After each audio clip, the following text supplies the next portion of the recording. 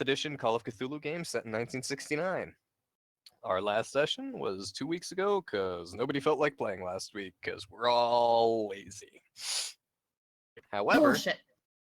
this week we return to Upper State, New York, which I'm going to say just to annoy Kayla,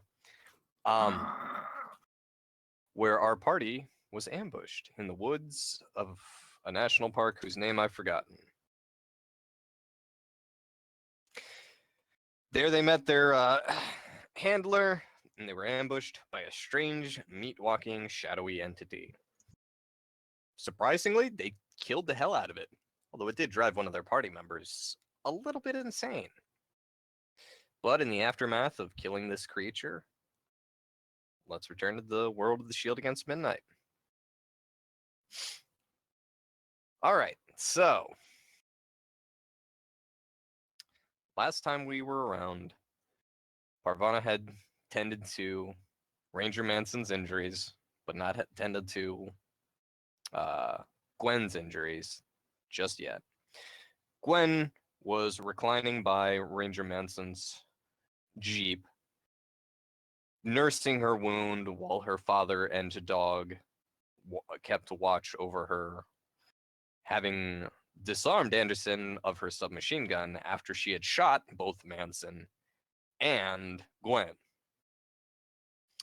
Emilio was somewhere off to the front of the automobile caravan in a thick cloud of supernatural fog, with two seats. beating the hell out of the now dead, the dead body of the being that had ambushed them. Sage was up at the front in Parvana's cab, who had been leading the way as they tried to drive out of trouble. But the cab is now covered in broken glass, having been shot through multiple times, windows busted out. Sage is otherwise safe, with the exception of all the glass everywhere. And finally, Anderson, you're still insane. You still can't tell the difference between friend and foe, although you have been mercifully disarmed as you stand out to the side of the passenger side of the Jeep. But that frothing, boiling rage inside your skull, pounding in your brain, still there. In fact, it's still there as you see Ranger Manson lean against the hood of his Jeep and level a revolver taken from the dead sheriff at you, and declares 3 simple words: "Don't fucking move."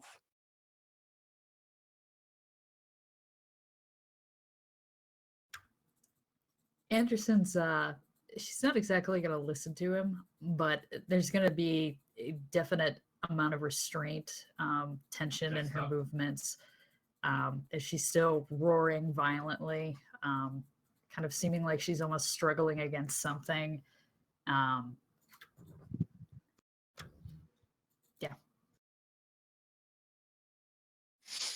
Ranger Manson lowers his name of his revolver, and the sound of a shot cracks out in the otherwise placid night air. He pulls the hammer back and levels the revolver at Anderson again. I said, don't fucking move. I don't really have much of a choice in this, do I? I mean, it's your character. What would she do? How many rounds of anger do we still have? You had 3, which is about 45 seconds. After the first shot, Emilio would pretty much emerge from the fog, his shirt loosened, the vest visible. Anderson was fighting with Rocket, right? But then Rocket got away with the gun. But she was facing away from this beast that they were fighting, correct? Yes. Yes. Would that allow me to do a surprise attack or maneuver in this case? Considering that a gunshot was just fired at her, I think she's going to be paying attention to that. Yeah, I would say go right ahead. Okay, this is a maneuver, so I'm not going to roll damage, but he's going to basically come up and put her in a sleep hold. Okay. That'll still be a brawl. I think your build is... I definitely think your build is bigger than hers, so... Yeah, it is. Yeah, your Should build's get a- +1. +1 to that. I mean, not a +1, a bonus die, I believe. Yeah. You do. I succeed. And it's a good thing you got it, because that's a success. All right. You've got her in a sleeper hold. Anderson, what are you going to do? You've just been grabbed and choked from behind. So she's got the gun trained on her. She's got a chokehold. She's probably going to try to elbow Emilio right in the stomach. All right, go ahead and roll your brawl, but because of the situation, it's going to be a penalty dice. Well, she's already one size smaller than me, so she Yeah. already takes penalty die. Okay, either way, you're not going to get that. The elbow contacts, it just doesn't do much against his belly flap. Nope. As Emilio gets a good grip on her and starts choking her out, Manson lowers the gun because he doesn't want to shoot Emilio. Can you get her to the ground? I'm working on it! All right. Sage, did you find any handcuffs in that cop's car? I'm looking. Out of character. What do you want me to roll for that? Just roll luck, you might have them in your purse. Yeah. Yeah, you might. That's actually a good point. You've got handcuffs in your purse, and they're probably better make than the ones that the sheriff would have had. Oh my. They're also comfortable because they're pink and fuzzy. Oh, definitely. I'm gonna use them on your father later, Gwen, don't worry. Okay, I will fucking cut you, bitch. Come here. I know I have gunshot holes in me like Swiss cheese, but I will slit your throat. Clearly Anderson is the only one with anger issues right now. Also, I can't, for some reason, I guess because of CPU usage, it won't let me open the PDF, but there are actual rules for choking under the index. Is that in players or... Keepers. At the end, with the weapons, actually, I think it's under the listing for Garrote. Okay. I tried to open it, but it just goes to a black screen for me. It's probably because I have XSplit and multiple, like, 6 windows open. Yeah, no, I had the wrong one open. I had the players. Don't know why I did that. 6 windows open. Yeah, no, I had the wrong one open. I had the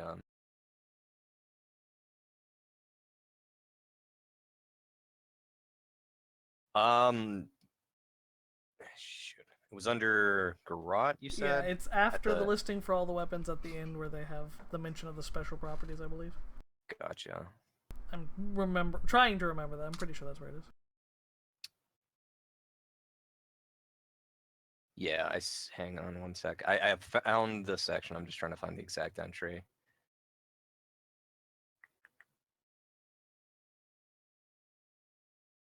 Okay. You're going to need to make a fighting maneuver to escape, or basically suffer 1d6 per round, but I assume he's not trying to kill you. No, he's not trying to kill her. So it's going to basically be 1d6 of non-lethal damage, where if it exceeds your total hit points, you go unconscious. So, yeah, if you're going to keep trying to get out of that chokehold, you're going to need to make a fighting maneuver. Which, again, brawl, but with a penalty dice because you're smaller than him.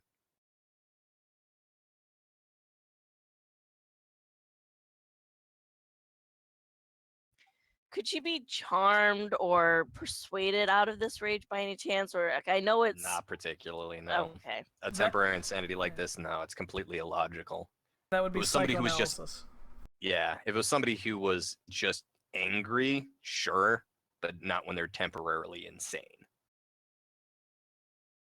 Specifically psychoanalysis. I couldn't use psychology itself. No, it would be psychoanalysis. Fuck. Okay.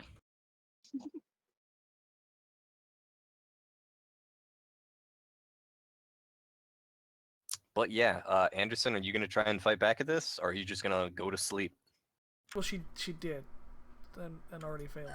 I was gonna say I Yes. tried to do the fighting brawl. I don't really think there's anything else I can do in this situation. Well, She's that'd still be gonna be the- foaming at the mouth, like screaming her lungs out, basically until she starts choking on breath, sputters, and finally passes out. Okay. But as she goes down, Manson would kind of, with the hand that had been holding the bandages to his chest, wave towards Sage. Get her in cuffs. Get her in cuffs. I don't get her restrained. Jesus fucking Christ. Sage is gonna go up and gently probably put the handcuffs on Gwen. Are The you what? shitting I on mean, me? not Gwen. I mean, What did I Oh. do to you, bitch? We're just gonna arrest the wrong person because we are American police. I mean, Sorry, she is too formerly much American knob. law enforcement. Sorry. Okay, this is the reason why Jason should not give me Knob Creek. I'm sorry. I'm only missing 5 HP. I can still fucking take your teeth out. Let's do this. I have a No. shotgun. No. Anyway, as And- Sage gets closer, Emilio is just kind of like going, not following her to the ground, but is kind of sinking down with her, keeping the pressure there, and she finally seems to pass out. He holds for a second, but doesn't want to kill her, so he holds it for maybe a little longer than he should, but then sort of rolls her onto the ground, so she's face down on the ground. So she throws up after that. It doesn't just come right on him or somebody Yeah. else. Yeah. It's maybe obvious he's done this before.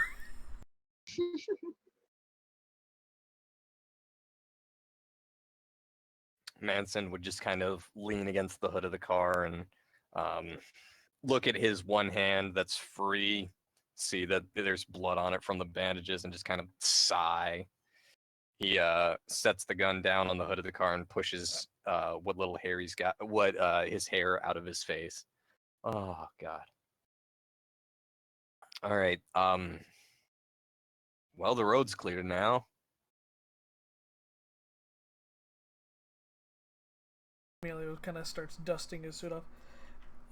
Ranger Manson, I can see that you have a powerful need for organization, but I think it's about time we talk about my price. Can it wait till the morning? I've been shot tonight. Yeah, I'm not entirely sure you're going to live through the night if more things like this happen, so I'd kind of like to talk about it right now. It's real simple. One item. I'm still bleeding. Parvana, can you take care of Gwen? Yes, please? I'm on my way. Okay, thank you. It's a fair point. What's your price, Emilio? Immunity. For any crimes committed in the service to the great Uncle Sam. Done, but within reason. If you go strangling any hookers or something, I don't know, then they're not going to be very happy. I'm a but legitimate businessman. I'm not going to I know you defame are. myself like that. I know, but it's a poor example. But you gotta understand. My head hurts. I don't mean to defame your character. Yeah. But just listen, I ain't got time to disappoint two women at one time. No one has time for that. I already got a wife. I ain't got to worry Ow. about that, okay? Listen, I'm perfectly happy the way it is. She doesn't need to know. The general public doesn't need to know. But I can tell y'all need some help. It's not working out well for you, is it? No, not right now. No. Y'all shooting each other. This is not going to plan, is it? No, not so much. So why don't we just sit down for a little bit, get a little bit of food. We'll talk this out. What you need, we'll make it work, alright? All right. Fair enough. Welcome to the team, and as Ranger Manson says that, he'll hold out the hand that had been holding the gun, not his dirty hand, for Emilio. Emilio comes and shakes it quite roughly, not like trying to hurt him, but in the way of someone who, But, when they yeah. shake hands, they are energetic and, there's a back slap and all that. And then he goes, oh, sorry, I didn't realize. I'm... Ow. It's all right. All right, let's get everybody loaded up and get the hell out of these woods. I don't fucking trust them right now. I'm gonna need I'm gonna need somebody to drive my car. My arm's not too good right now. Okay, Gwen, you go ahead and get 2 HP back. Yup, thank you. Also, Alvar is missing 1 point of damage, and the dog actually both are missing 1 point of damage. Can that be addressed super quick, or are we just heading out? I honestly think, well, if you want to say something about that in character, go right ahead. But Manson just kind of has been loudly declared, let's get loaded up and get out, and he needs somebody to drive his car. Yeah, whatever. Who cares? Let's Okay. just go. All right, Parvana, you've still got the front. Who's driving my car? Because I'm not in the best shape right now. Can anybody handle a Jeep? Alvar can. Anderson's drooling in the back. Haven't driven a Jeep since the 40s. Alvar can. All right. Alvar, get on up here. Let's get her in the trunk.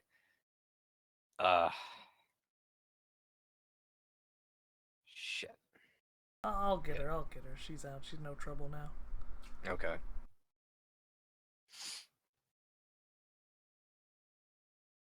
But Ranger Manson would go ahead and crawl in the back of the Jeep and just kind of lean back all the way, his head kind of thunking against the headrest while Alvar climbs up into the seat and has to adjust it as far back as he can bring the seat, since he's slightly larger than Ranger Manson, to put it nicely.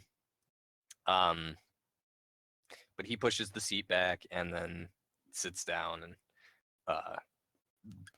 actually the engine's been running this whole time. Nobody killed the engine on Nope. either car, I don't think.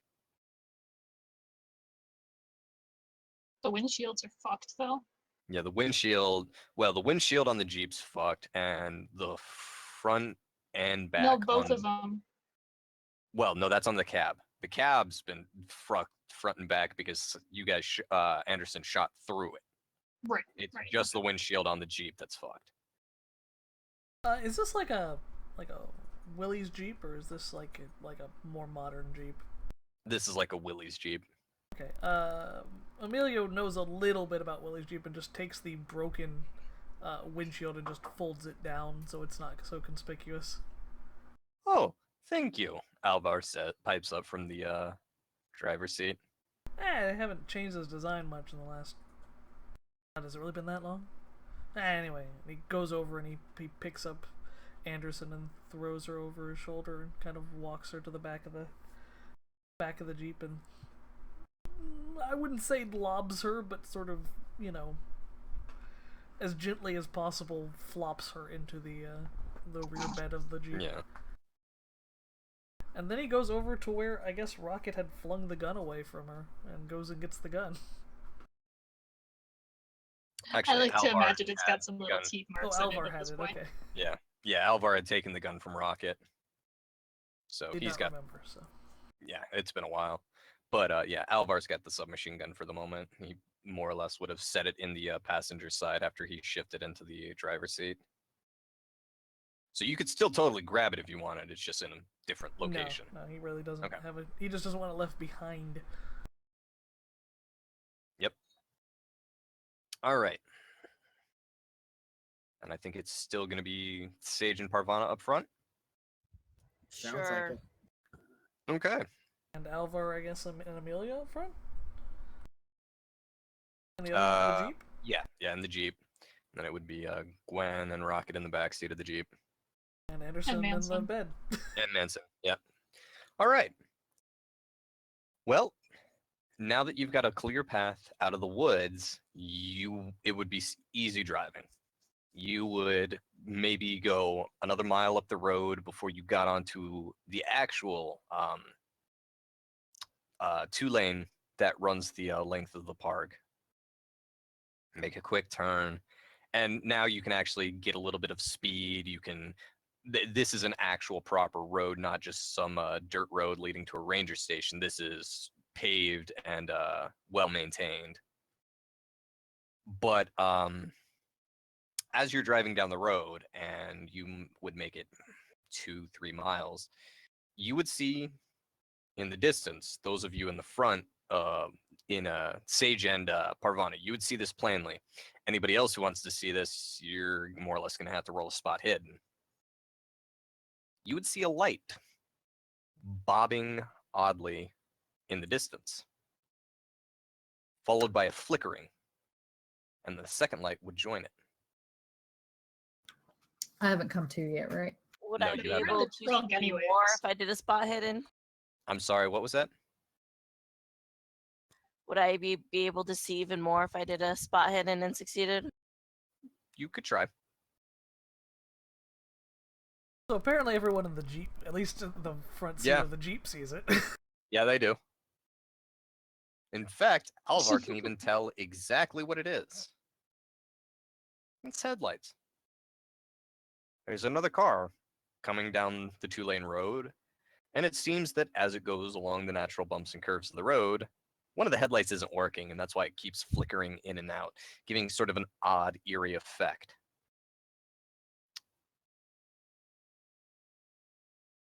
However, as it gets closer and closer, Parvana and Sage, you'll actually be able to pick this up pretty quickly as it approaches and comes more into clear view. Parvana, you're actually going to recognize that odd, wonky headlight. It belongs to a car that you've seen a few times since our last get-together. Somebody you've met outside of your ordained missions. It's Lukowski's car. It's the same crappy beater he drives every time he comes to you for his fix. And as you're racing down to get as far away from the ranger station and the park as possible, he's zooming down late to the meeting. Exit lane. Is there any like driver's check where we could kill him Jesus and just like go? Christ. I mean, you could try. You're not driving though. No, you're not. No, but I'm trying to get Dan ideas here.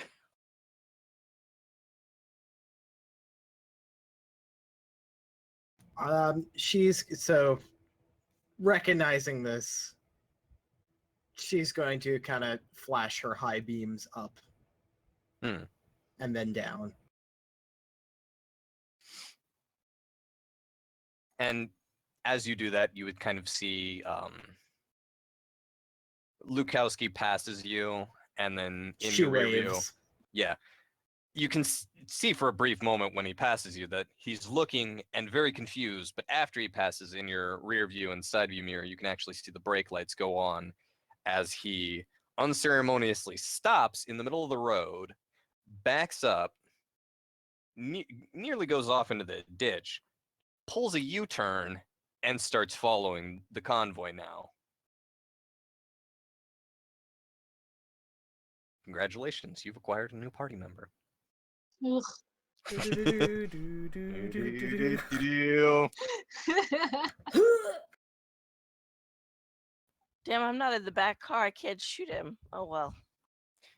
I mean, you could try shooting through the back car. No, you cannot try shooting through the back car. We've had enough of that. Please.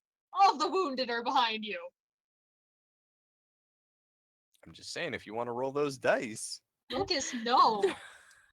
No, I think I'm good right now. Okay. Well then.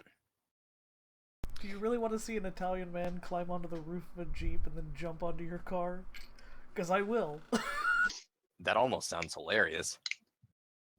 I just want to get the fuck out of these woods, please. It's been like 5 weeks in these woods.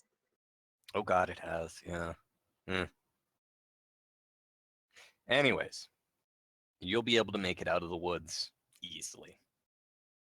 Nothing else opposes you. You do run into a couple of other cars traveling the opposite direction, but there's nothing special about that. It's just traffic. Now, traffic does pick up once you're outside of the state park, but as you sort of head back towards New York, it's going to be about an hour's drive.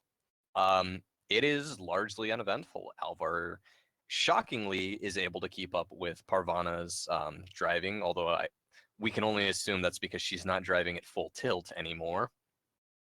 While Lukowski gets lost a couple of times on the highways, but after a few minutes, you always seem to see his beater reemerge from behind the cars that got him confused, and he picks up the trail. But that does beg a question as you head back into the city. Where exactly are you going first? There had been brief talk about a restaurant, but I don't think you ever talked about exactly where you were heading. And Pervana's in front. Mm-hmm. So where exactly? Where are we? You're now in basically the northern part of New York City. All right. Parvana's a cab driver, Mm. or was at one point. She's going to go to not the best Italian restaurant that she's ever driven people to, but the one that she's taken the most obnoxious, loudmouth Italian customers to. Pachetti's. Pachetti's. Pachetti's. All right, you're on your way to Pachetti's. Some of us need a hospital, but okay. Pachetti's. Marinara's just as good. God. I don't know that I can handle this. Plug my wounds with breadsticks. It's pretty much what you're doing. God. And then she would pass it and pull into the closest alley to Pachetti's. Okay. So you pull up into the alley. There's a couple spots where you can fit. In fact, you can fit all 3 cars in this alley, although you're going to mostly take up the whole length of the alley, and more or less you're going to be blocked in, Parvana. But you are out of sight. And in fact, the last car in the train, Lukowski's, is the one that's in the best condition, which is shocking because it's not in good condition at all. But you are more out of sight than if you had pulled into Pachetti's parking lot.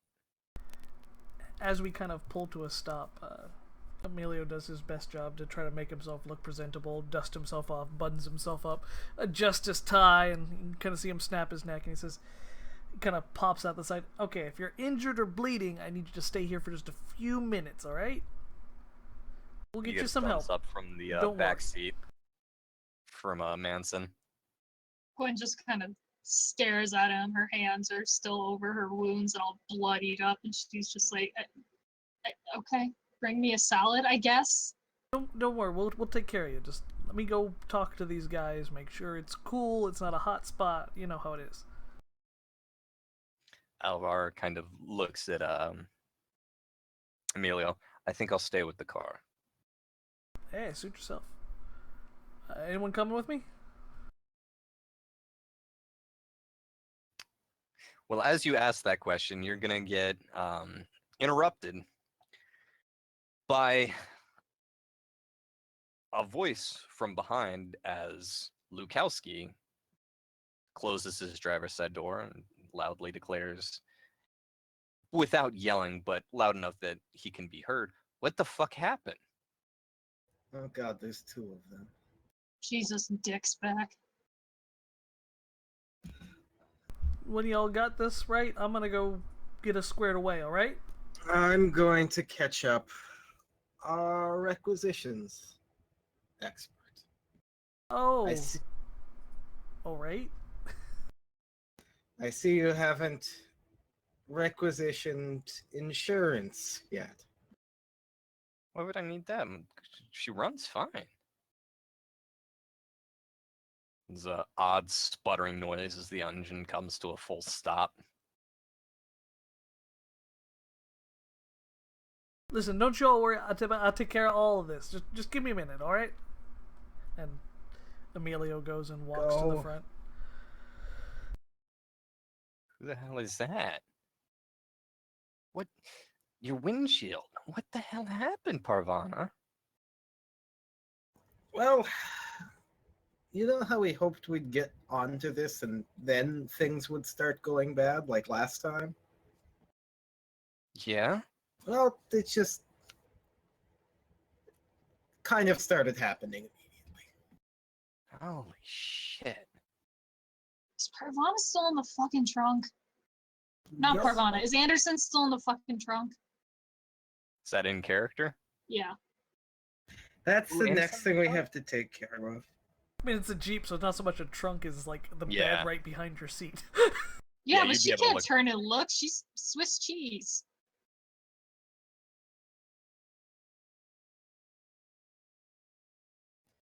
Lucas I kind have of, to get her up. Why is she in cuffs?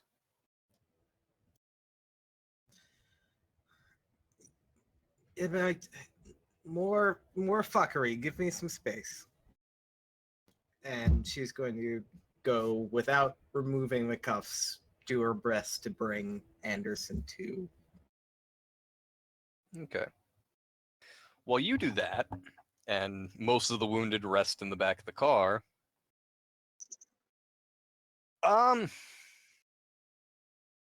Jay, Yes. what kind of restaurant is this? I mean, obviously Italian, but give me a brief description of what was it again? Chetty's. Pachetti's. Give me a brief description of Pachetti's. please. Pachetti's is one of those wonderful hole-in-the-wall Italian places you always hope you find on your own, but you never will. It's always booked. No one will ever let you in, but when you can, it is just mwah, it's perfect. It's all run by this little old lady in the kitchen, Miss Pachetti, and her son, Mr. Pachetti. And let me tell you, they run a tight ship, but they get stuff done. Beautiful, red and white check, everything, the typical, just exactly like you'd want to see. But they do a little business on the side. You know what I'm saying? Mhm. They've got their ties to the Vincini crime family. And as you would sort of step in, you can see that the sign reads closed on the front of Pachetti's, but the door opens anyways, and you can step right in to find that the restaurant itself is empty, except for the younger Pachetti, who's going through the tables, wiping them down, making sure everything's clean. In the kitchen, there's enough movement to gather that Mrs. Pachetti is there as well. And at the sound of the door opening, I'm just gonna say it's Vincent. Young Vincent Pachetti lifts his head up and says, "Well, holy shit." Pachetti, how you doing? Your mother still make those really fantastic noci? You know she does. What are you doing here at this hour? I got some What work. happened to you? It got hot, man. I had to go low. It's not something I could really, announce. You ain't bringing heat here, no, are you? No. Actually, we're far away from the heat right now, but I got sidelined with some business, and I got some friends of mine out in the alley out back. Some of them are injured real bad. They could really use some nice thick marinara. Is the vet in? Vet from next door? Oh, I don't think he's passed out this early, but he's definitely been hitting the sauce. I can go get him. We're gonna need somebody, or at least some tools. Also, I'm gonna need 2 new cars. Can you make a call? I They can just make gotta be a clean call, but for now. We'll take care of them ourselves, but they just gonna be clean for a few hours. is that Emilio I hear? A small woman's voice pipes up from the kitchen as the elderly Miss Pachetti steps out, and she kind of has both hands on her hips, one dishcloth in her hand. Emilio, being a gentleman, just folds his hands behind his back. Yes, Miss Pachetti, it's me. It's Milo. What you doing calling at this hour? Well, You in trouble again? No, I got some friends real hurt though. You know me, I don't get Oh, into trouble. I solve problems. Well, that damn vet's been hitting that sauce again, but Vincent, sweetie, go wait and go make sure he ain't drowning in it himself again. We'll get this settled. Why don't you go ahead and bring them in, Milo? We could also do with a nice serving of some of your spaghetti and sauce, man. Oh, all right. I'll Just see went what I from can whip up. Italian to We like did. Southern You have to understand. redneck. You have to It really happens understand. every Both me freaking and time. Locust grew up in that family. We I can get know. into that It so happens. quick. It happens. Is this an Italian restaurant or Cajun? It's Polish, Could be. actually. It's Southern Southern Polish. Anyways, but Vincent would do as he's told and disappear back into the kitchen, but you know he's probably heading next door to check on the vet. And Miss Pachetti vanishes back into the kitchen, but you've now got permission to go ahead and bring everybody into the restaurant. Milo goes to the back door and kind of opens it, and where they're all standing, he kind of motions them in. Not yelling, not quickly, just kind of like, come on inside. Yeah. We'll take care of all of this, no problem. You might want to bring Anderson too. Working on it. Give me a second. Now, how were you going to wake her up while they were having the conversation with the Pachettis? Were you just going to try a little water on her face, smack her a bit, or were you going to do something medicinal? Well, at the first, she's just going to try a little more conventional. See if jolts or a little bit of, as you said, like little shocks would rouse her at all. Well, truthfully, she hasn't been put into a medical coma or even truly suffered that much head trauma. So actually, Anderson, if you want to wake up, that would be enough to wake you up. So the thing about waking up someone who's typically done work as a wet works agent for so many years is you don't really want to jerk them awake. Anderson's her first reaction is going to be to grab the hand that's been jerking at her. I You're still think handcuffed. Anderson's Handcuffed. just All right.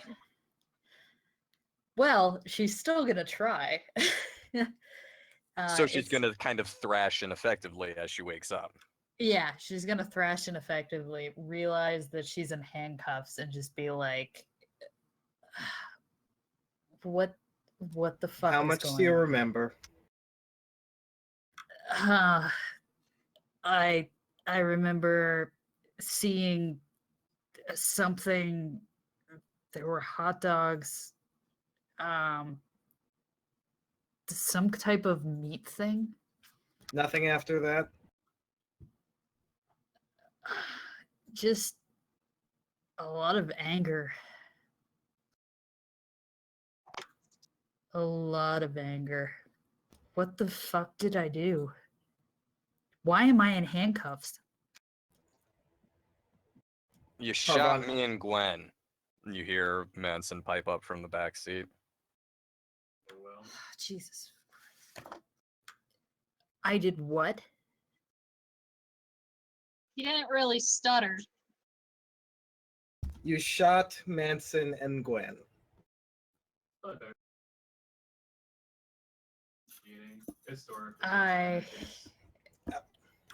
Anderson's kind of at a loss for words. She doesn't really know what to say at this point. Alvar, Yes. you said some things you didn't intend back at that cabin, correct? Absolutely. How much do you remember of it? Nothing. One moment I was. I don't know why Alvar's suddenly Russian. Jesus Christ, I cannot get my accents Yeah, what are right you today. doing, man? I know. I'm just fucking up left and right. One moment I was at one part of the cabin, and the next I was somewhere else. It was like a snap. Just there, nothing in between. At this point, he would have been helping Gwen out of the car. Kind of babying her and keeping Rocket on task. Yeah, Gwen's just kind of. She's not like, it's not like her leg is hurt or anything, but she's still kind of leaning on him because she can't really tell if she feels woozy, but she's not trying to risk it. She hasn't really bothered to put a leash on Rocket. She's just kind of keeping an eye on him. So we have a possible connection here. We have a monster or whatever we want to call these things, which is what we're going to discuss tonight. We have two people who blacked out to various levels of violence. This is what we're up against.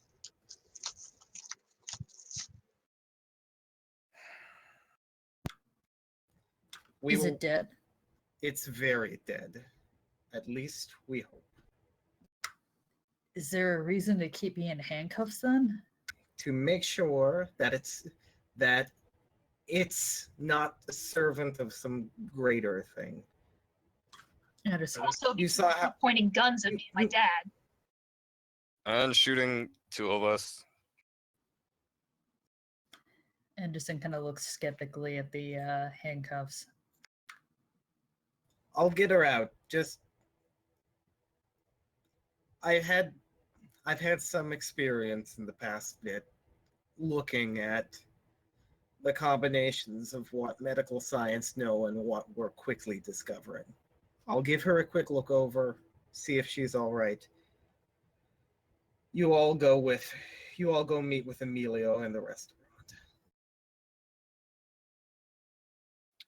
And about Would that you like time- some help, Pervana?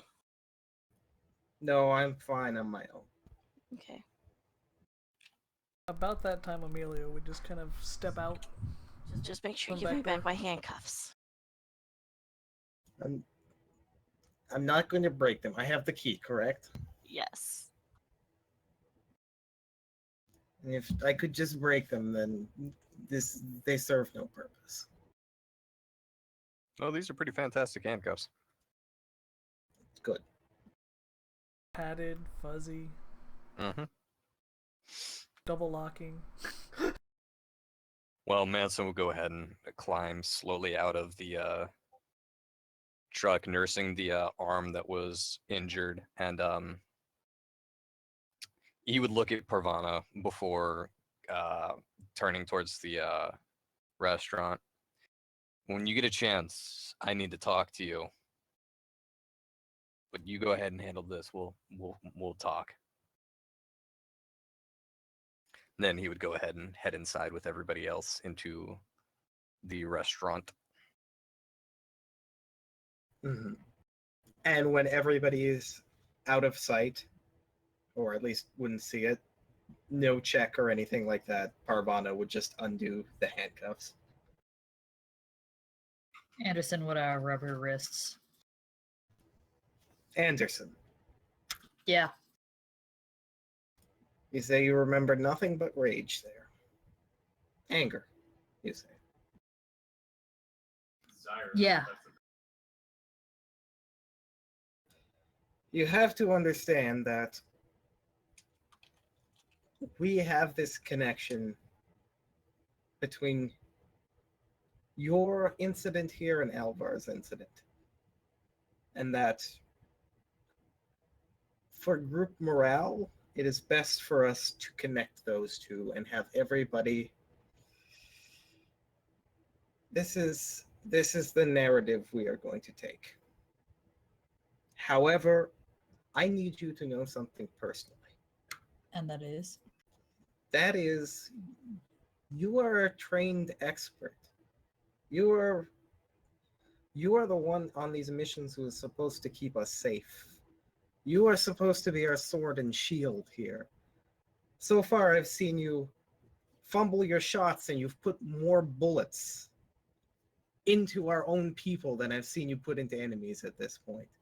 I know they put you here for a reason, but I need you to know if this keeps up, the only jams you'll be clearing will be staplers. Understood? I understand. Good. It got your mind. You didn't have control of your actions. I don't know about that, but That is what we are going with.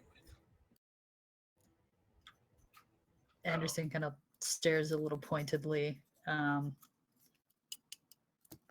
Seems to quite not understand exactly what's being said. Her brow furrows, but then she just kind of nods. All right, if you think that's what's best. This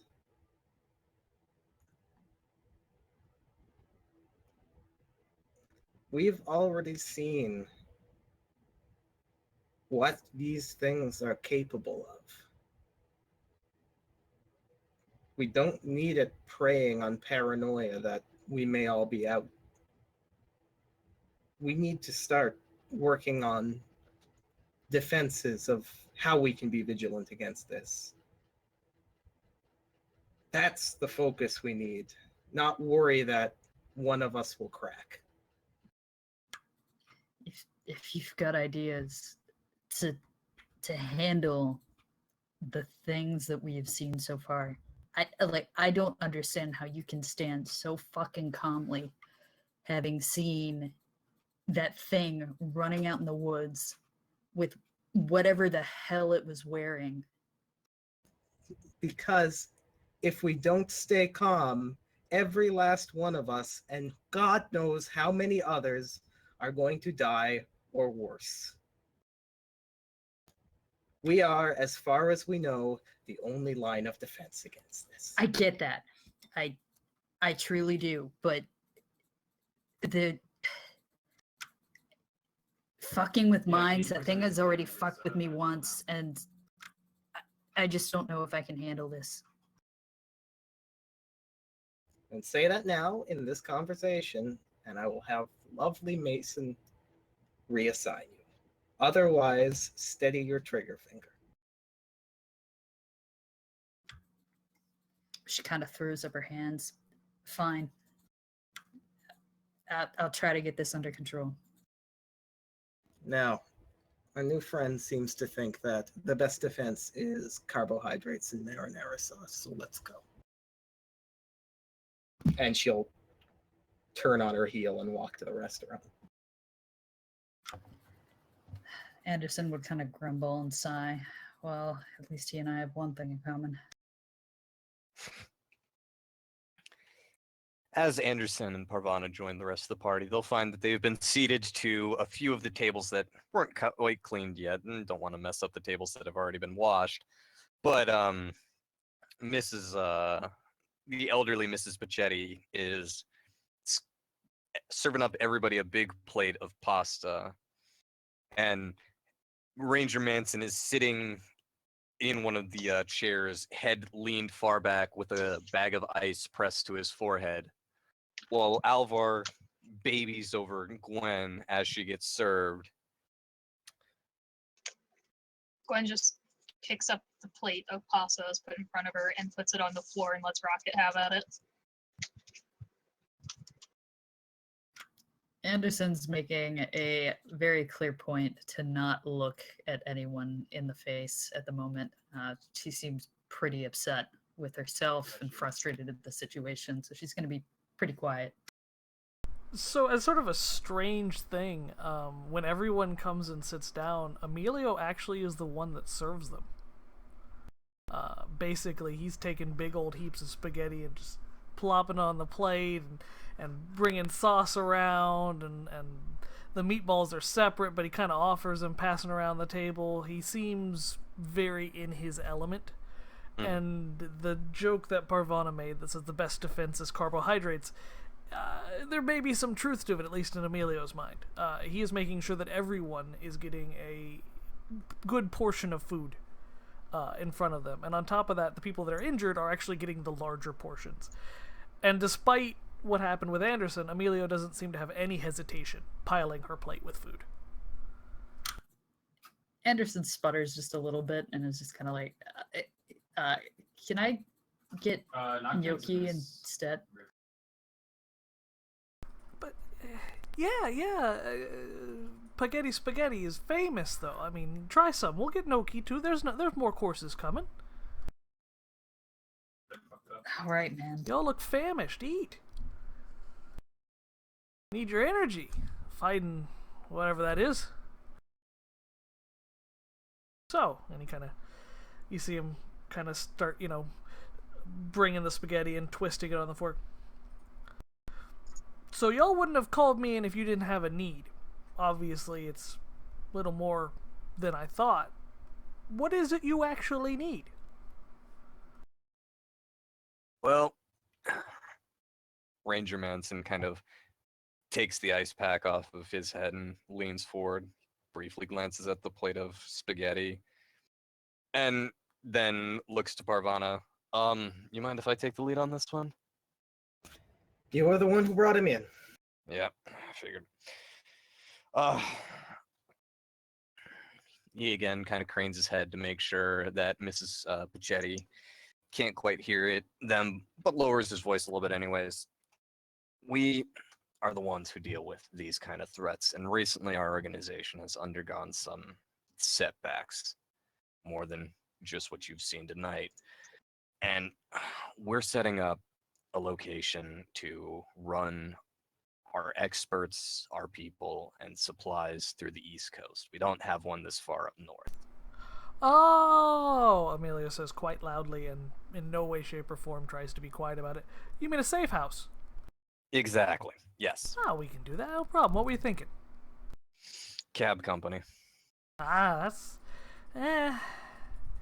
I will admit my experience is more in the warehousing, but we can do a cab company. What kind of profit margin you're looking to make off of it? And actually, despite this being kind of an oddball question for what would normally be secret agents, Manson doesn't seem all that fazed by it. But he does say it doesn't necessarily need to make money. We've got government funding. No. You don't understand. A business has to make money or the books look crooked. Even if it's not making a lot of money, it's got to make something. Right. You want a It doesn't solid need to front, make money. it's got to make some money. So the real question not is, wrong. how much do you need as, what's the term you spooks always use, slush? Yeah, slush capital. What kind of percentage are you looking for?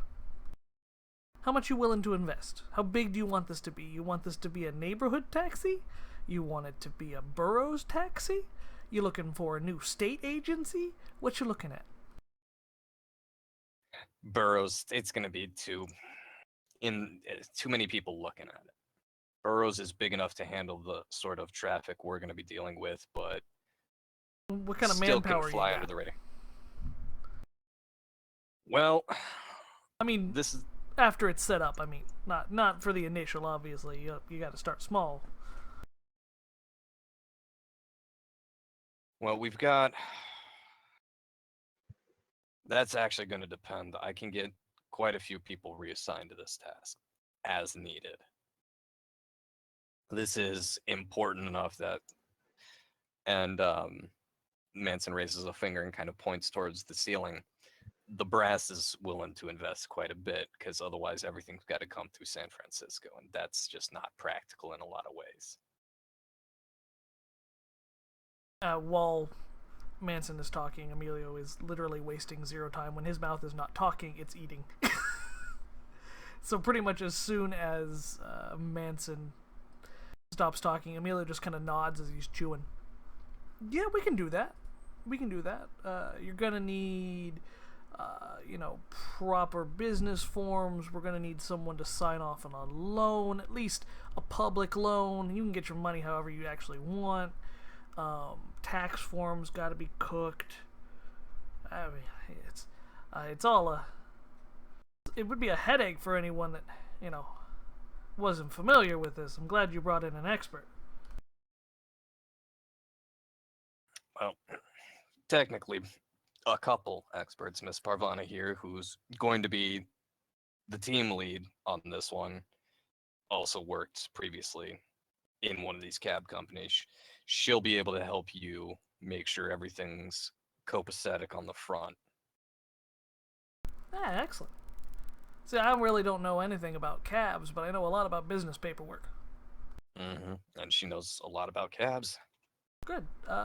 You looking to run between the two airports? That would be best, yes. Just courier from point to point? Yeah, that would allow you to move a lot of stuff. Drugs? What kind of merchandise? Because you don't choose Historical a taxi come artifacts. for driving around the boroughs. Yeah, no, historical artifacts mostly. Yeah, I worked with some of Paintings, those. things pulled out of tombs. Yeah, that's good money. That's good money. He kind of puts the fork down for the first time since I started talking. His knife's still in his left hand.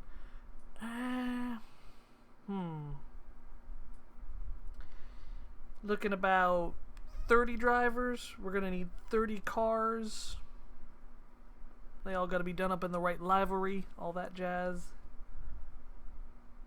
I think you can probably make $2,500 a day per driver. You're gonna need to reinvest most of that into accounting, redirecting. You're gonna need to launder that funds. How are you planning on laundering the money coming in? No, that's really the question. Do you have a secondary shell, something? Oh, yeah. We've got a few ways we can run that. We got a few accounts we can run that Yeah. through. Do you have a building already in mind, or do you need a real estate agent? He kind of puts one hand up and does the quote signs. Well, actually, that was one of the reasons we were gonna have a meeting tonight, was to start talking about real estate, and Manson lifts his hands up to kind of shrug, but his one arm kind of droops beneath the other, and he flinches. No, we got a phone here. I can make a phone call. We get you all set up. Have you sign in paperwork by tomorrow morning. May require some broken windows, but we can get it done.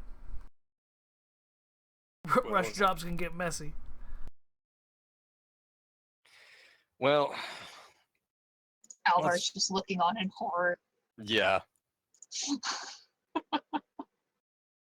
Actually, that's a good question. How is everybody reacting to this news? Because Manson seems pretty calm and cool, cooperating with the criminal element. How's everybody taking this? Anderson's just kind of taking it in stride. She's used to this type of thing and dealing with the darker elements of. Sage Well- used to be a police officer. This is all nothing compared to some of the deals she's probably had to make. Yeah. Gwen is trying to flag down one of the employees so that she can ask for liquor. Parvana's idly eating spaghetti. Okay. Unfortunately, And you're then- not going to be able to flag anybody down, Gwen. Yeah, Sage is just sitting there eating, just listening. She kind of finishing her bite and then looking to Emilio just goes, now, there is one thing that we need you to be certain about before you make calls. And she kind of waves her arm in the air as she thinks of it.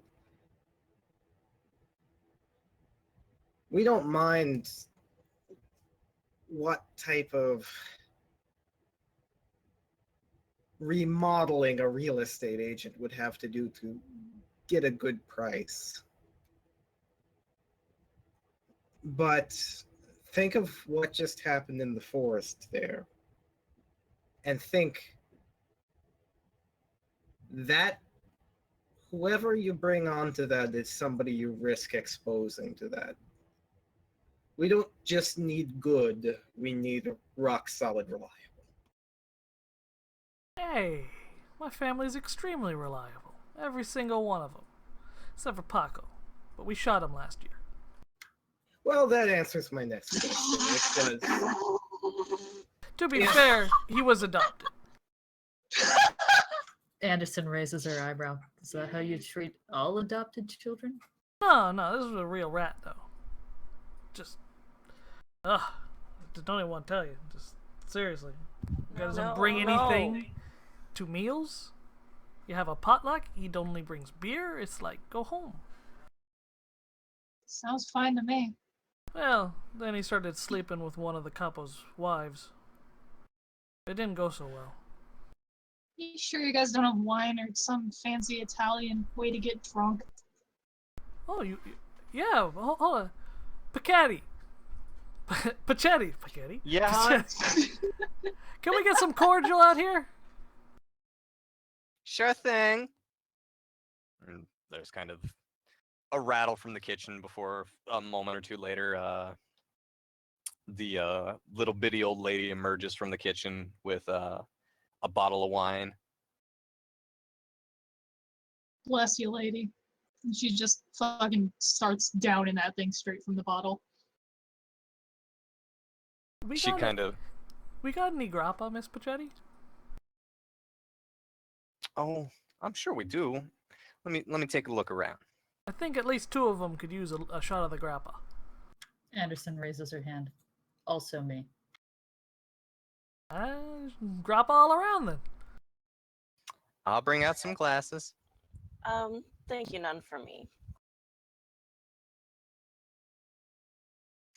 And again, there's the sound of rattling as Mrs. Pachetti returns to the kitchen, pulls out a couple of small, I think they're called snifters. That works. Little glasses. Yeah, little glasses. I forget. It might be snifters. I might be using the wrong term here. For brandy, but yeah, that works. Yeah. Little glasses and a nice my brain's gonna just die on me mid-sentence. It's always great when it does that. But a nice bottle of grappa, and she would go ahead and set a glass to everyone, more or less, except Gwen, who's currently nursing a bottle of wine, and Sage, who said no thank you.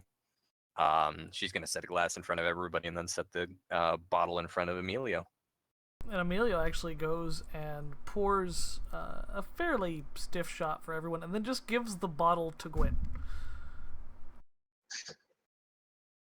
At the same time, I imagine that Miss Pachetti would come out with a small plate of veal chops for Rocket. Yep, even though he's apparently got a plate of spaghetti. I'm sure it's Yeah, but- gone by now, let's be honest. Yeah. So Like, Rocket Gwen will is, give him a word of thanks when she gives him food specifically for the dog. yeah, Rocket's tail is just going 100 miles per hour, but he's sitting politely waiting for it as the veal chops are set out in front of him. And Yeah, because digs now right he feels in. entitled. Yup.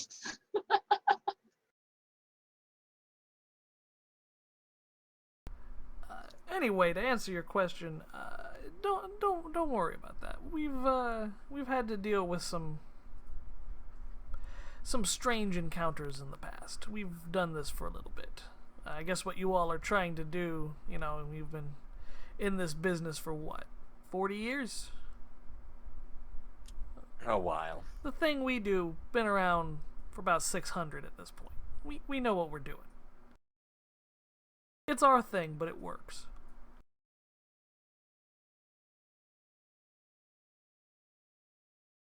Manson sort of nods along before finally picking up a fork and going at the spaghetti. His eyes go wide with that sort of, wow, this is a lot better than even I expected look. And he digs into one of the meatballs.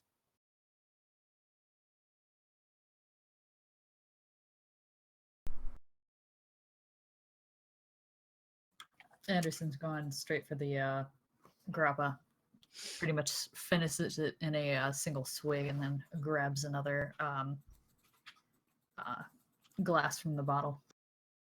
Same though. TBH. Sage is just happy with the spaghetti, actually. Gwen has as- no appetite. As the Just bottle worth of grappa makes noting. the rounds. Grappa's 120 proof, guys. Just throwing that Yeah. out there. I do know this. I drink grappa regularly. Yeah. As the Wait, grappa wait, makes the wait, rounds, wait. though. What? Sage is gonna actually stop and go, this is really good. Do you guys have any more cheese though, like mozzarella? A dish Anderson. breaks in the kitchen. Anderson Yeah. scoots a little further away from Sage. Miss Pachetti would come out with a small plate, and on it is a mound of mozzarella cheese. Like raw mozzarella Yeah. cheese. And Yep. puts it right on the plate. There you go, dear. And then walks away. Doesn't say anything. Doesn't give you a bad look. Just puts it on the table and walks away. Oh, thank you so much. You sinner. After you get your plate of raw mozzarella cheese, Sage is actually not gonna add that to the spaghetti. She's just gonna eat that plate. oh my god. After that, you can hear the back door open, and Vincent returns, and he holds the door open for a gentleman whose hairline hasn't receded so much as it has retreated off of his body entirely. and is listing slightly to the left because apparently the leather handbag he's carrying with him is enough weight to throw off his entire body's equilibrium. This man looks at the associated crowd and blinks one eye at a time, very slowly. Y'all call for a vet? Yes, we just need to make sure these wounds are sterilized. Pachetti pulls the napkin out of his neckline and wipes his mouth and puts it down and stands up and goes over to him. You alright? And kind of puts one hand on each shoulder to straighten the man straight up and down. Oh, you know me. And the man kind of reaches into the breast pocket of his shirt and pulls out a pair of very thick glasses, slides them on, and says, "Oh, Milo, haven't seen you in a while." Yeah, I've been busy down south. You know, Staten Island, that area. Man kind of grunts and he brain dies again. He nods slowly. Well, let me get to work. And he would grab a chair and first drag it over to Ranger Manson, who kind of looks at Emilio questioningly before pulling his shirt aside to expose where he'd been shot in the upper arm. And the the vet clicks his tongue against the roof of his mouth. Somebody did a good job on this. Gwen just kind of coughs a little. Anderson is innocently looking into her glass. But he would go ahead and quietly start cleaning the wound. Not so much since it's already been treated by Parvana. He's not really going through and stitching him back together. He's just going through and cleaning and changing the bandages mostly. While they're doing that, Emilio, already standing up, walks past the vet as the vet goes to work on Manson, and he goes to talk to Vincent. Did you get the cars I asked for? They're on the way, Milo. Bit of a rush job. We had to wake somebody up. Yeah, we want to keep the plates, but the cars need to go somewhere else, if you know what I'm talking about. Yeah. We got a couple people. And I'm just for clarification, I'm talking about the front two cars. The rear one, I think that one's just the way it is. Lukowski kind of cast a glance at the back of Milo's head, and he's been going at the spaghetti. He's probably had more than one serving at this point. If Milo would have even after, he probably would have served himself seconds, honestly, if there's like the spaghetti remained on this table. It was a big pot of spaghetti. It was a family style serving of spaghetti. Yeah. So he would have been going at it, but this is kind of the first time he's been lifting his head up, and he throws a, not quite a glare, but a look at the back of Milo's head before returning to the spaghetti. And Vincent nods and says, "Yeah, we can. That's what I figured. We've got a couple guys on the way. They'll take the cars out of here, get them cleaned. And we got some clean rides coming in." Milo just kind of puts his hand to his cheek, just kind of like lightly slaps him, in a congratulatory way. You're doing good, Vincent. You're doing good. See good things in you and your mama's future. Well, we've always wanted to say good on. We've always. Let me back that up. The Vincini family's always been good to us, so we want to be good back.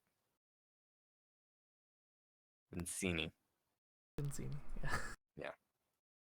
Margaretti. Well, I think we'll be okay. Thank you so much, Vincent. Need anything else, or should I just go help Mama in the kitchen? No, your phone's free? Oh, yeah. Alright, let me make a few calls. Just don't let them leave. I got the bill covered, don't worry. Vincent nods. He kind of steps up the table. Can I get anybody anything else? No, I'm still making my way through the first one. When we say he's younger, how much younger are we talking? Oh my god, Angie. Too Oh. young for you. But she's a honeypot. Damn. Okay. In my head, I'm imagining maybe 19. Okay. Yeah. So yeah, definitely too young. Yeah. No, Sage might be bad, but she's not that bad. His father Yeah. passed away a few years ago in some unfortunate business. Right. Legitimate Really, business, no, right? really regrettable, legitimate business. Mm-hmm. But he wasn't really the talent behind Pachetti's. Miss Pachetti was the talent behind Pachetti's. Man, who could cook spaghetti like that? No one but Miss Pachetti. I'm Exactly. scared. What's in the spaghetti now? Nothing Tried to but good freeze. old-fashioned Italian love. Lukowski, Yeah. your punctuality. Is shit. Had you miss? Well, she's I not lost wrong. track of time. I got stuck in traffic. It was my bad. Well, Jesus Christ, to be honest, I feel kind of good about being a little bit late. Jesus Christ, look at what happened to you. Oh, noble. Sage is going to flip him off. Look, it's my job. It's my job to make sure you guys don't run out of bullets in the magazine, and it ain't my job to fight. Well, we ran out of a lot of bullets there. How the Ran fuck out of did you do guns, that? bullets, you name it. How the fuck did that happen? And Manson would pipe up as the vet is cleaning his injury. It got at our guns. Anderson's just taking another very large swig at the grappa. Well, how the hell? Why'd you let it get you guns? Oh, we shouldn't have just let it get our guns, guys. That's our fault. Don't worry about it. Well, I mean, yeah. Anderson slams down her glass and just makes a very pointed stare. Can you please shut up? And try to not be so useless, maybe. Just once. That's all I ask. Just once. Not be fucking useless. Wow. Never mind the shit I did for you fuckers in Vietnam. Jesus fucking Christ. More on to the business of this. We, in putting together this new endeavor, there is undoubtedly going to be some time sensitive transfers. We might need things to secure the cooperation of both the locals and the contractors our new friend is bringing on. Work on the punctuality. We do not need that making us look bad. Lukowski kind of nods and casts an ugly look between Sage and Anderson, but otherwise doesn't say anything, just nods. Sage is just going to flip him off again.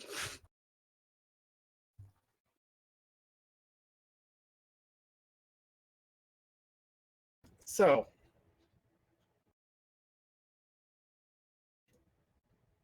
yeah, where is the vet along? He would have he finishes with he'd finish with Manson and kind of look him over and be like, "Yep, don't know who patched you up, but did a good job," and kind of snaps his little bag shut before grabbing the chair and carrying it on over towards us. Gwen.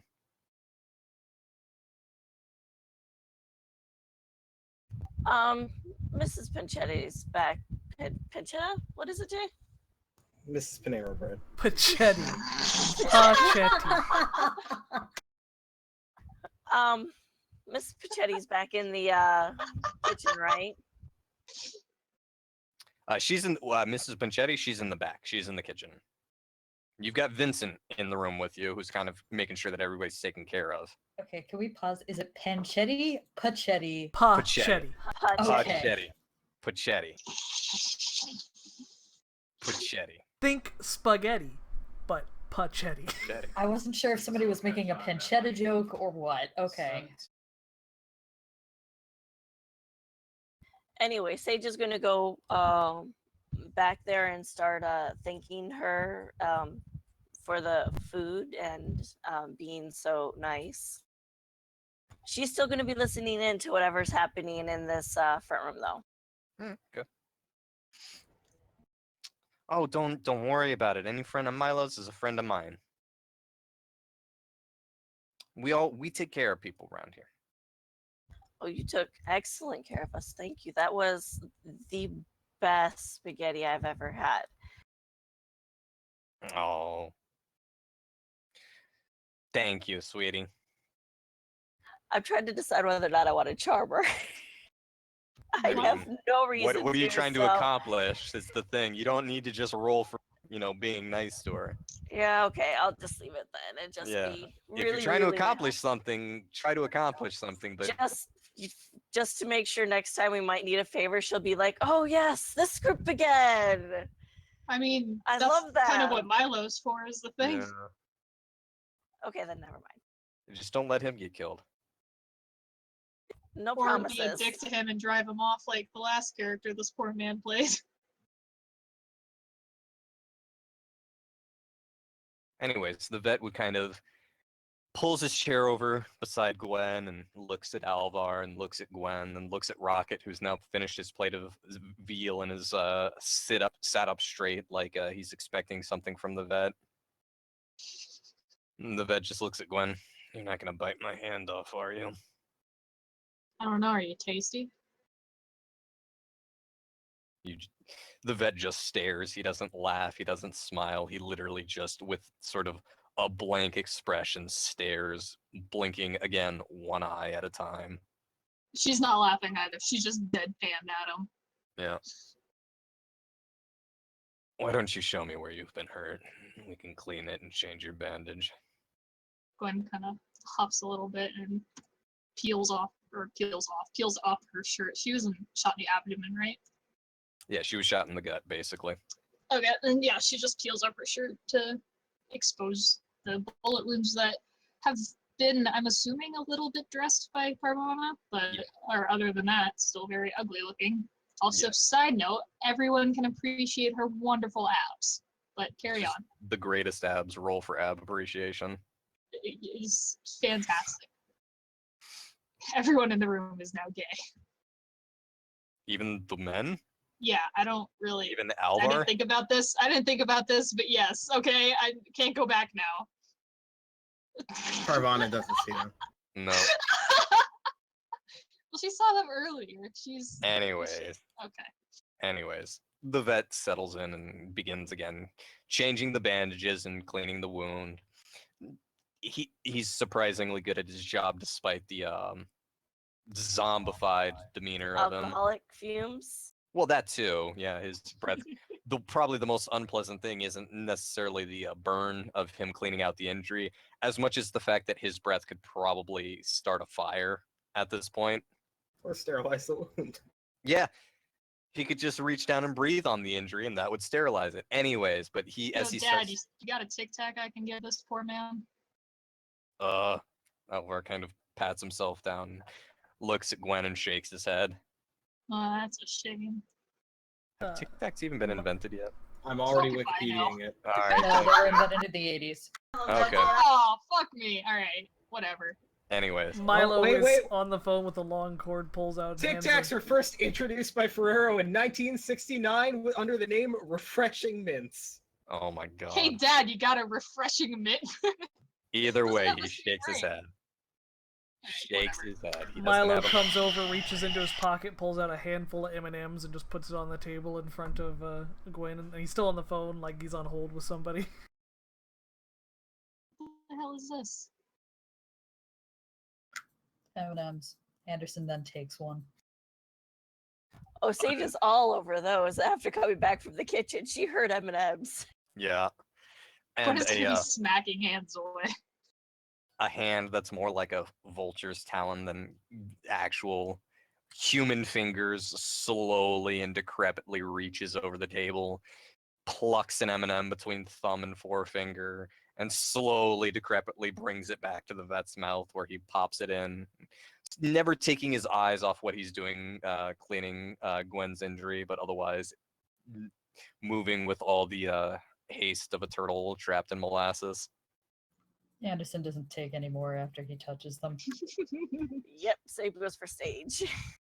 Yup, that's actually a piece of equipment that Jay requested.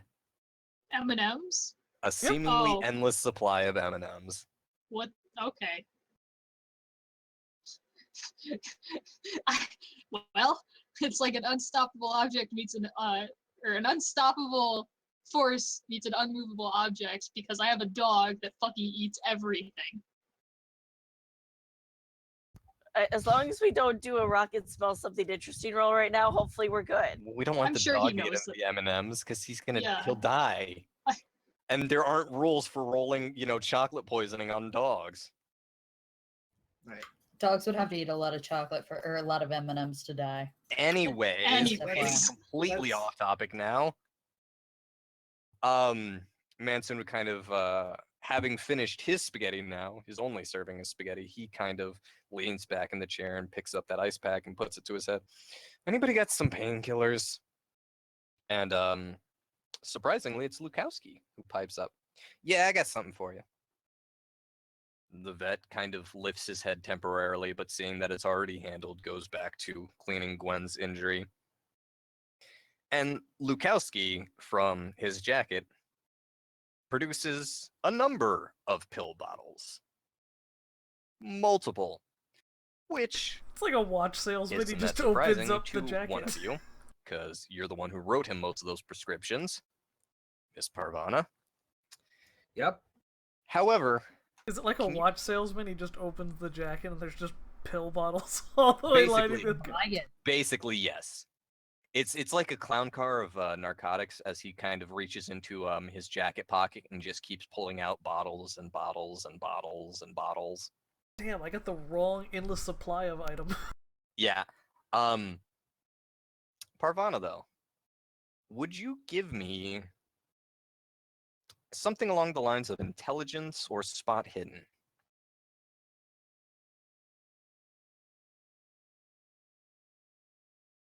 Oh, no. Rip. Oh, well.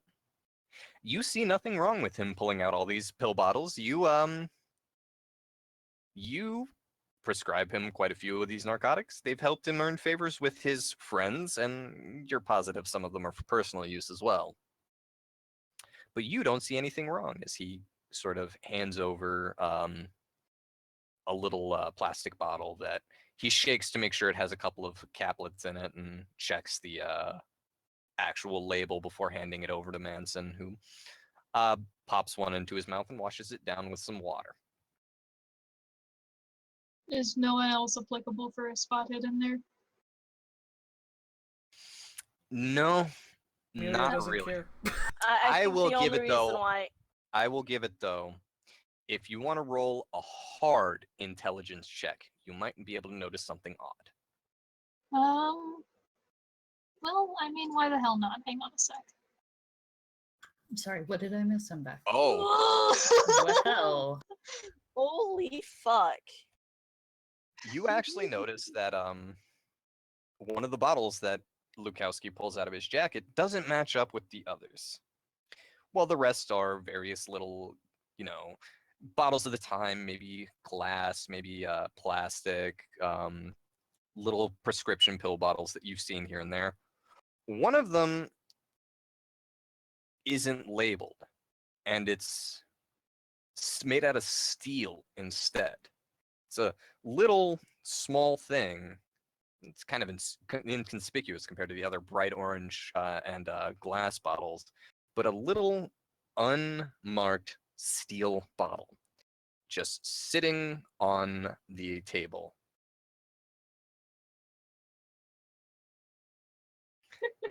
No spoilers, Anderson. No spoilers. Gwen just kind of stares at it for a minute and goes, "Hey, Dick, what the shit is that?" Huh? And of course, after attention is brought to it, Parvana, you would know that that's not something you gave him. That's something you don't recognize it either. But after attention's brought to it, Lukowski kind of looks at it and goes, "Oh, that bum deal. I don't know why I've been holding on to it. Bum deal with what? It's something I picked up in Germany. It was supposed to be some amazing new fucking party pill, making big waves. But picked it up, nothing in it, just a bottle. I've been holding on to it because it's. I mean, if you touch it, it's cold.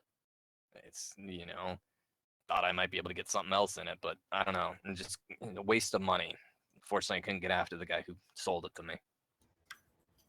Can Anderson pick up the bottle and open it? You can if you want to.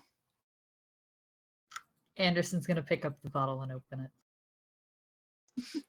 Everybody in the room, roll luck, I hate you, Anderson. except Parvana and Gwen. You're going to get a bonus dice. Oh, all right, you're off the hook.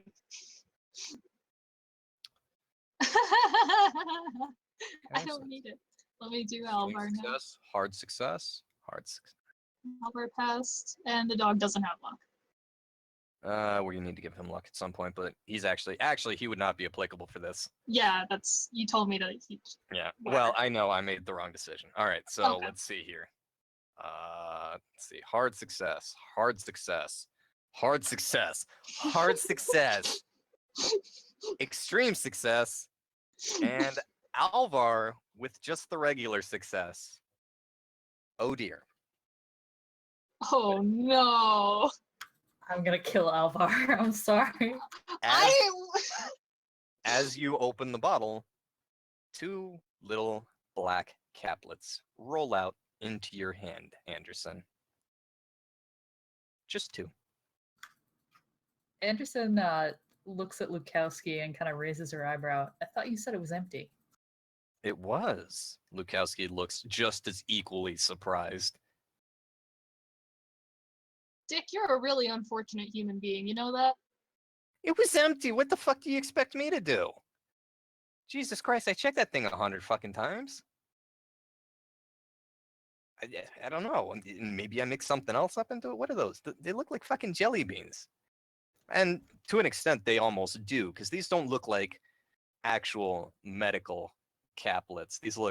They're black, deep black, almost like licorice black. And they look like those little gel capsules you would get that are, the quick release.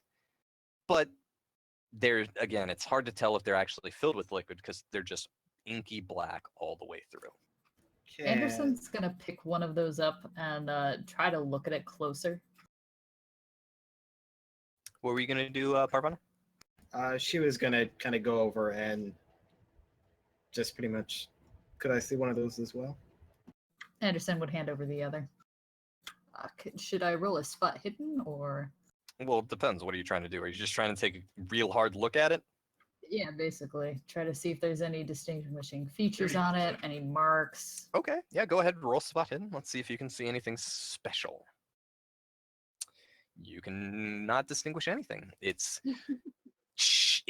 looks like a pill. It doesn't have sort of the creases around the edges. Those caplets, they usually two sides, and then they're kind of like Seam. hot glued. There's no seam on it. It seems like closer probably to a jelly bean, something that was molded. I'm going to take a more specified look. Right. Since I was a police officer, would I be able to look at it and say this is this drug, or would I? If you can make an appropriate roll. I think Would that Dan might be have it covered, though. education? Yeah, Dan might have it covered, but if you want to, Okay. education, no, education, not really. Intelligence, maybe, but think about that if you want to do that. I actually need to desperately run to the bathroom, so I will be right back. Well, if I- Dan I has it think that- covered, then Yeah, Dan just passed that, so I don't think that's necessary. And if you fumble, then that's shit. I would not fumble. I would not do anything that would involve potentially fumbling rolls while we have these out. I'm just gonna say that. I just would like to let everybody know that Alvar succeeded his luck roll, but he was the lowest luck roll. I'm not feeling too hot about what's gonna happen to him if something pops out of these little pills. He succeeded though. Like it's I think He's- it's a lowest roll is Yeah, the the one way that's gonna deal Locust with sounded it. about it. I've got an idea what's gonna happen. I know exactly what this is. I'm just I going mean, to say, Milo is nowhere near you all, but he is watching somewhat confused from the wall of the restaurant while holding the phone to his ear. you could have fumbled the spot hidden and squeezed it into your eye. Just really close. Just woof. Honestly, I am Okay, okay. sorry about if that, guys. Anderson is the one that gets something happening to her. Okay, Yeah, so but it would be Anderson's awful. holding one, Parvana's holding one. Dan, you have no idea what this thing is. Your mind kind of goes through everything that you've read maybe recently about drug trials, even some of the stuff that's a little, experimental, the wonder drug that's every year comes out and promises it's going to cure cancer. You have, It's AIDS right now. well, it would be, you're right, it would be AIDS in this time period, but you would have absolutely no idea. There is nothing in medical science that looks like this.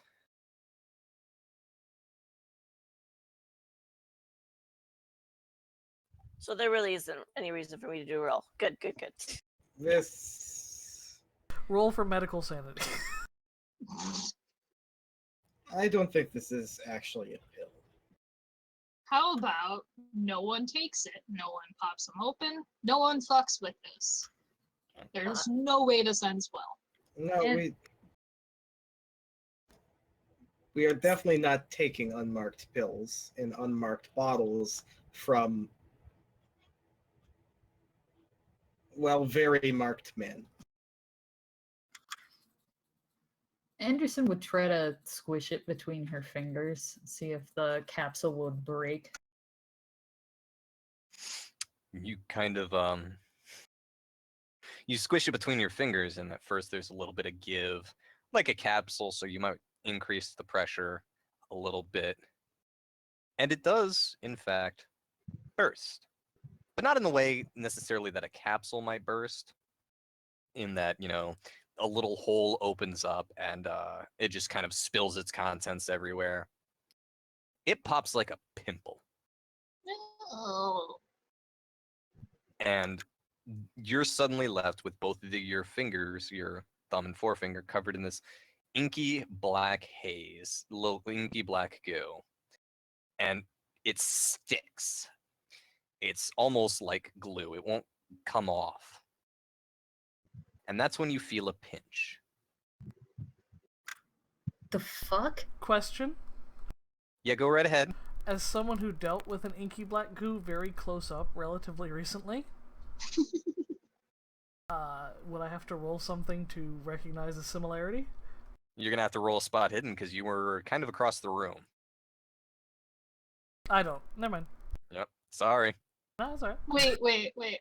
I don't really know what he was getting at, but does it relate to anything like fluids in a machine? It would look like oil. It Okay. would look like oil, yeah. I think they're talking about the stuff from the body of the meat. The thing. meat Oh, thing. Yep. that's right. All right. Yeah. Okay, then never mind. Gwen wouldn't know shit about that. But she would, however, look at Anderson and be like, what the fuck did I just say? You would feel a pinch in your thumb, Anderson, like a needle entering a vein. And all of a sudden, that little black goo on your fingers begins to animate and move of its own volition. And you can watch it vanish into the little hole that you felt pinched in your thumb as it all flows with its own purpose into your veins. Anderson's gonna push her chair back, and by push it back, I mean it's gonna fall backwards, and she's gonna stand up bolt straight, just screaming, "What the fuck?" Roll Constitution. Ooh. Oh, okay. You almost immediately start feeling the effects. The floor begins to roll like the waves of the ocean. Your head starts to spin. And as you kind of stand straight up from the chair, you can see your vision begins to double and blur as a little blot of blood starts to form at the spot where it injected itself. But you don't lose consciousness. Your visions again begins to blur and you see double and your head is furiously spinning. But you're still awake. Parvanish, that's it. Lukowski, empty container. He would give her the bottle right away. No, not a different one. He would hand her a different one of the little glass bottles. She puts the one she takes in the glass bottle and seals it. As And- it hits the bottom of the bottle, you can see little black legs sprout from it like a millipede, and it immediately begins to climb up the side of the glass bottle and struggle against the cap as it moves with the same animated purpose that you saw. Well, not necessarily saw, but the same animated purpose that caused this thing to inject itself into Anderson's veins. And then she's going to place it on the table and then quickly go to the metal bottle and close that.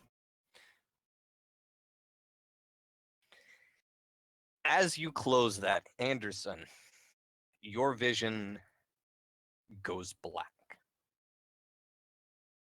Am I still conscious? You're still conscious, but you can feel your vision goes black and you lose a sense of you lose sensation. It's almost like as if you're swimming in one of those deprivation pods. You don't feel like you're anywhere for a moment before a new sight passes before your eyes. You see a barren hill standing in the middle of a bleak forest. The trees withered up, their branches empty, and the ground rotten and gray. And the sky is overcast with these thick rolling clouds. But despite this, and despite no obvious light from above, the night is still illuminated by massive rolling explosions over the horizon. You can see mushroom clouds rising up and the blast casting enough light that you can see your surroundings. And finally, you see the figure of a man standing opposite you, his back to you. But he turns and looks squarely at you, his eyes hidden behind a mask made of black, smooth stone in the image of a leering face. And this man steps forward, steps closer, and as he approaches, you can see him more clearly. You can see that the mask, from its eyes and its mouth, constantly weeps the same oily black substance that you had seen in that pill. And it forms little rivers running down across his naked body. But the rivers are like valleys that have been eroded deep into his body, exposing raw muscle and, in some places, his own abdominal organs. The skin on his arms and his hands is grayed and decayed, and he fixes those rotten hands on either side of your head and looks deep into your eyes before saying, quite pleasantly, "There you are." And then, just as before, blackness, full sensory deprivation. And then you're back at the diner. The floor's still rolling underneath your feet and your head's still spinning, but you're conscious. You're awake. Roll for sanity. You're good.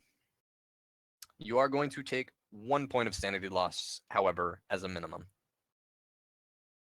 So you're down to 47. Yeah, Yep. Anderson's gonna be stumbling, kind of off balance. Just kind of has a look of horror on her face. Yeah. Just clearly out of her element, eyes completely unfocused.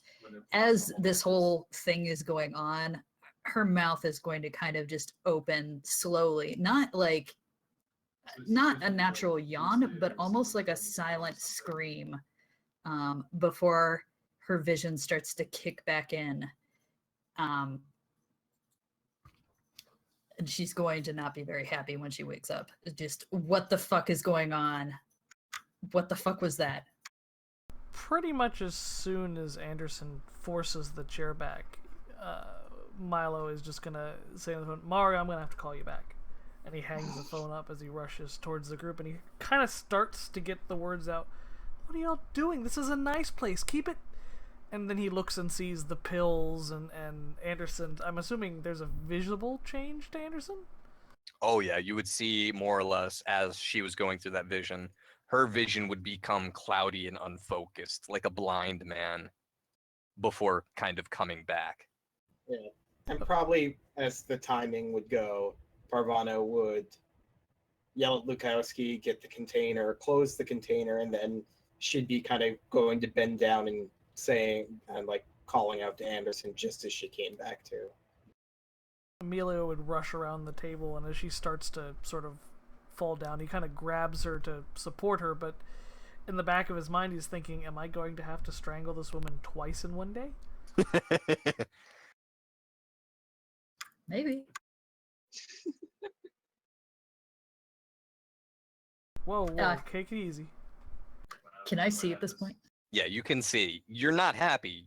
You're basically seeing double, but you can see. Parvana, can I get a medical check here? She's got her hand on her head. Her eyes are kind of clenched shut for a minute as she's blinking, trying to get rid of the double vision. She grabs like I imagine this is a nice enough place that it would have kind of napkins. Yeah. Oh yeah, absolutely. No, it doesn't have any napkins in the entire restaurant. But like a cloth napkin. Yes. Yeah. Versus like a paper. So she's gonna pretty much like grab that, tie off Anderson's upper arm, and then start to examine that arm. Like just putting some pressure right up around like her bicep. Well, it was her. She got injected along the thumb. Yes. Okay, but you're okay. Yeah, but she's tornading off her entire arm. Gotcha. Okay. As a former soldier, Emilio knows what a tourniquet is, and he's probably going to look at the document. Is that really necessary? Can't be sure. And then she begins to investigate pretty much the injection site. Yeah, go ahead and roll medicine for me real quick. Emilio kind of stays there and steadies Anderson. Steadies being the word ready to potentially sleeper hold at someone again. Yeah. He's got his hands basically on her shoulders, and she couldn't go anywhere if she really wanted to. You're not going to be able to tell much without getting a blood sample, but you can tell that it looks almost like a hypodermic injection. Like you'd kind of push the blood aside, and it's just a very nice, neat little hole in her thumb right into the vein. It knew exactly where it was going.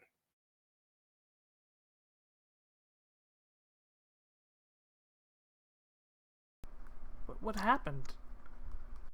Anderson at this point is just gibbering. Keep fucking telling people not to mess with that shit, and then you mess with that shit, and then you're all real surprised when this shit happens. Just shut the fuck up, Gwen. But messed with what? You all were eating. What? Spaghetti doesn't do this to people. She kind of No, but what She- the fuck? Parvana wordlessly points to the glass jar on the table. he looks over at. At the glass jar, you would see what would look like a little jelly bean that has been stretched out to be several inches long now, like a centipede or a millipede, crawling furiously on the surface of this glass jar, banging against the sides of it, trying to get out. Emilio Look- immediately crosses himself. A Locust. cult? Yeah. You Am can roll. I Nope. Locus? If this does what I think it does, I'm gonna know a bunch of stuff. Am I not? It's not quite the same. It's not- not quite the same. So settle in. Also, we're getting close to time, so we're gonna be wrapping this up a little soon. So All right. pin in that. She looks to the vet. And it's like, you don't happen to have anything to draw blood in there, do you? The vet has been sitting placidly in his chair this entire time, watching the whole scene unfold with the same nonplussed, zombified frown that he's been watching everything with when he's been stitching up Manson, when he or not stitching up, cleaning up Manson and cleaning up Gwen. But he does look at Parvana as she asks for that. Again, one eye blinks and then the other, and he cracks open the little leather bag that he'd brought with him before pulling out a very basic disposable hypodermic kit. And she's going to look at it to make sure it's sanitized. It is She is going to originally Good. for dogs, but it's sanitary.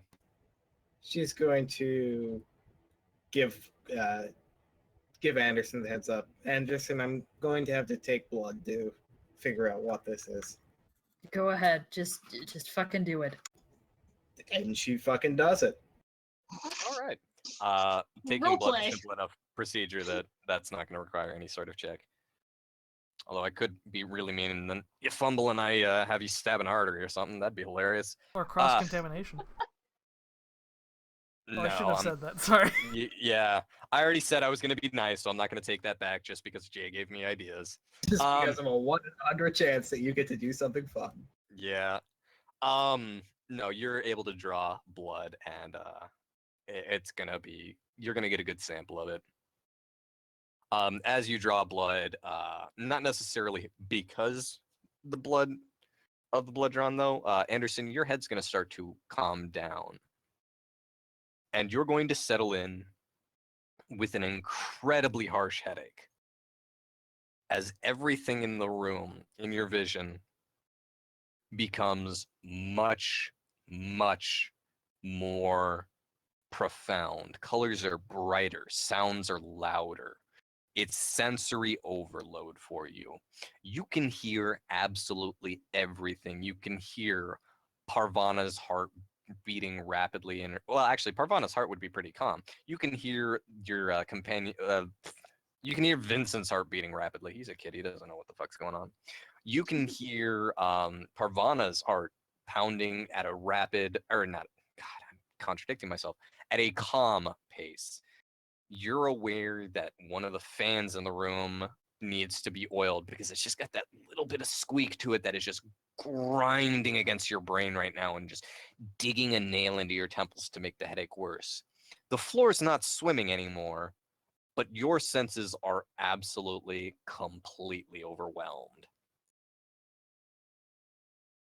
Anderson's just kind of gonna look like a Brit. Oh yeah, a Brit. A brick hit her square between the eyes. Completely overloaded, overwhelmed, as Locust said. The gibbering that she's going through, the kind of panic, is gonna kind of fade off as she's kind of just trying to focus in through the headache on everything that she's kind of experiencing at the moment. I keep saying kind of, and I'm sorry. It's all right. She's gonna start to get a little bit irate, both at the whole blood draw as well as the sound of the ceiling fan grating overhead Can someone fix that? Not specifying what, just Fix what? Is there sudden pain? Is there some change in condition? no, the ceiling fan. Just fucking turn it off. Oh Jesus, now she's tripping balls. Sage goes to just turn it off for now. Yeah, you can go ahead. There'd be probably a switch on the wall. Can you Well, you not have to- walk so loud?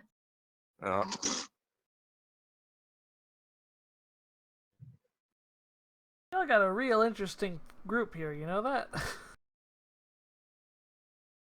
You That's are one way to just put it. beginning to learn. All right. I think before we get more into undeciphering what exactly has happened to Miss Anderson, I think we're going to go ahead and call it. It's 11:30. Got Title plenty of the episode: Anderson's Bad Day. Yeah, what a bad day. Anderson's dirty, rotten, down good. No good day. Somebody just play the It's Always Sunny theme. Yeah.